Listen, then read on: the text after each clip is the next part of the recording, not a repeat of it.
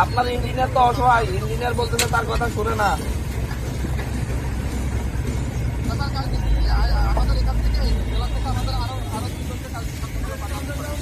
এখন আজকে কাজ অফ রাখতে বলেন। এই যে দেখেন পুরো রাস্তার কাজ এইভাবে করতেছে, আমি তো নাই, এটা তো হয় না। মানে আপনি দেখতে পাচ্ছেন, দেখেন এটা পুরোটা। আর যেটা করছে এটার ব্যাপারে একটা ইন্সপেকশন দেন, যতটুকু করছে এটা ইয়ে করে। ভয়ঙ্কর অবস্থা। ঠিক আছে, আপনি দেখেন আর যাতে আপনার লোক আসার আগে যেন কাজ না হয়। ঠিক আছে,